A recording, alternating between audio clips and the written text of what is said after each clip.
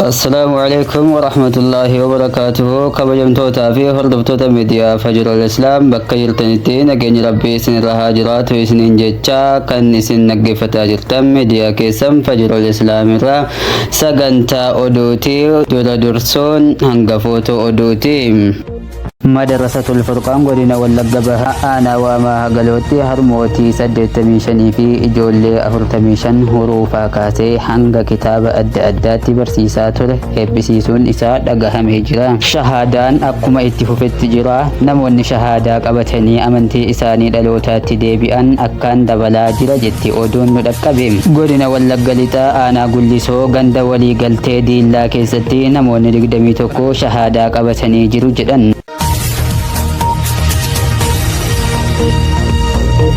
Madarasatul Furqaan godina Wallagga Bahaa aanaa waamaa Hagalootti harmootii 85 fi ijoollee 45 huruufaa kaasee hanga kitaaba adda addaatti barsiisaa ture eebbisiisuun isaa dhagahamee jira. Su'aal kan kaana lahu min al-umri jawaab 63 sana. Madarasaan kun Qur'aana biratti tawhiida, aqiidaa fi sharxiiwwan adda addaa barsiisaa turuu isaallee ustaazni madarasichaa Ustaaz Aliyyi Hiikaa dubbatanii jiru.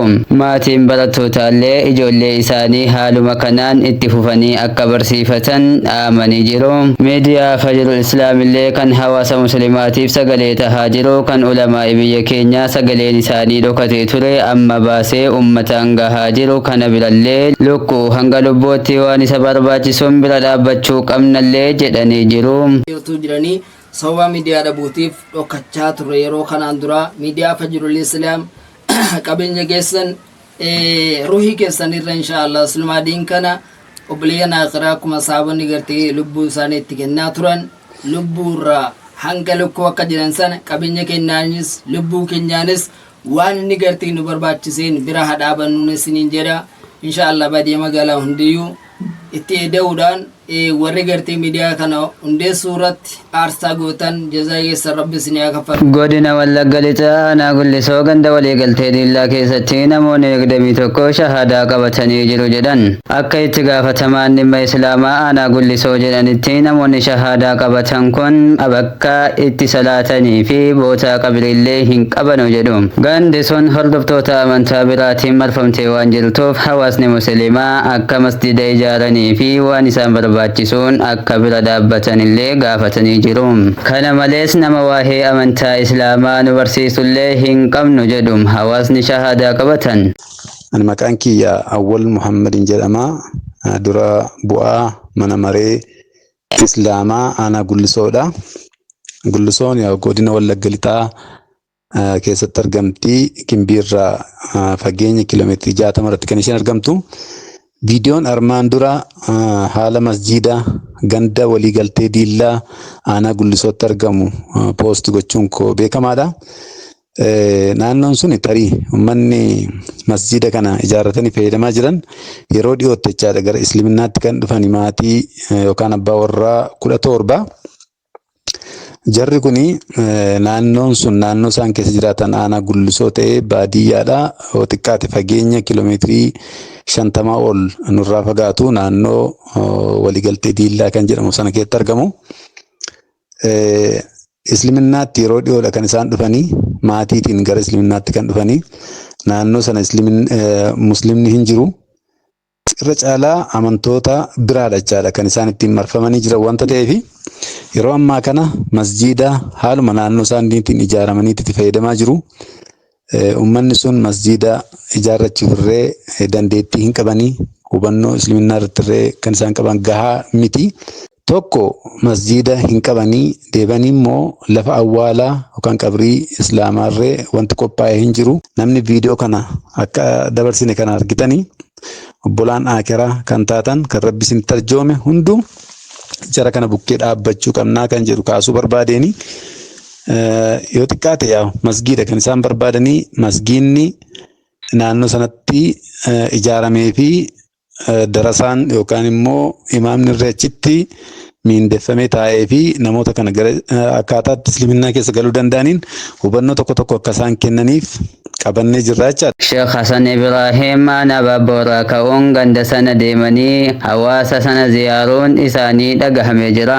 السلام عليكم ورحمة الله وبركاته جماعة مسلم تتبقون ترجمتن دبين أكو ما قرتي إمامني كي نسيت ترجمني بيجي كان كيستي شناصر محمد نمني جرمان بيجوله تجاجل أجرني كناف كل ما قاله كي نوان سنا عجائبو مني مقرتي أسيتي كيستي قرتني لال أصلا مني قاعدة تساعد كيسني جرتو وان سنا عجائبو كان nama isa sallam sulle dhabe guyyaa lama soomana keetti soomaa olee sadaffaate kan shaadaa qabatetu jira akkasumiti akka jechuudha akkuma kana gartee kan gidduu kajeelamuun jira namooti baay'een jarri kun namoonni hawaasa kanaa gargaaruu barbaadan karaa toora bilbila kanaatiin adda baafattanii gargaaruu dandeessuu isiniin jenna. Shahaadaan akkuma itti fufetti jira. Namoonni shahaadaa qabatanii amantii isaanii dhalootaatti deebi'an akkaan dabalaa jira jetti oduun nu dhaqqabde. نوام لهن دوما شوفا إلمان جريتين لقابا وأن عيسى تقاو يسوس عبد الله Inuma ji'a Ramadaanaa kana keessa faarfataadha tajaajilaadha poolisiidha osoo hin jenne karaa lafaatii fi onlaayiniidhaan dhiiraa fi shamarran shahaadaa qabatuun itti fufee jira. Maarree nutis warroota hafaniin gara amantii dhugaa ragaa fi nagaa gara amantii dhalootaa kan abbaa keessan aadamiitti koottaa uumaa keessan tokkicha gabbaruun jireenya bara baraa argadhaa isiniin jennaam. Shahaadaan itti fufaa sillaaseen ni kufaa. Abbaa Fariidaa Qiyaalcha wallaahi lubbuu sii kanneen si jiraachise ajiib yaa rabbii kiyya waggaa meeqa Yesuus obboleessoo Maariyaam dhuftee ilma kiyyan waaqessinaa yoo jettee mee kiristaanii maal waaqessa haati intala Maariyaam dhuftee yaa Adam intala tiyya ilma kiyya kana Yesuusin waaqessinaa haati mirga qabdi yookaan isin duraa hin ajjeesoo jette osoo hin dandeessi. Eenyutti gaafata Maariyaam qabdee Yesuus yoo fanniftee ajjeefte ilma isiitii bar waaqayyo sii kenne subhaanallah. Kanaaf ilma namaa waaqessinu Muhammadin waaqessinu Aadamin waaqessinu Yesuusin waaqessinu malaa'ikootan waaqessinu waaqayyo tokkicha callaadha waaqessinaa galanni rabbiif haa ta'u kunoo suutatti argisiisi bas kabaja isiidhaatiin akkasuma waan amantii namaan xuynu kunooti. Nagatti haa jiraatu kirriin teenya asirratti waaqayyo fannifame jechuun wamaa salabuuhu wamaa qataluuhu hin fannifamnellee hin ajjeefamnellee walaakin shubbiha lahum itti fakkeeffame malee rabbiin dhagee ajara keenya ani ilma kiyya isaafiin tumsa malee ilma kiyya fannisaan jedhuun waaqayyo jaalala jedhan tokkicha ilma waaqayyoo jedhan waaqayyoon fannisaa hin jedhu. Yesuus Kiristoos seexaaninu maal jedheen gartee seexaaninu Egaa hanga ammaatti kan isin faana ture an ibsoo wallaggaati hanga oduu biraatiin walitti deebinutti nageenya rabbii keessanuuf tura. Wassalaamu alaikum wa rahmatullahi wa barakaatuh.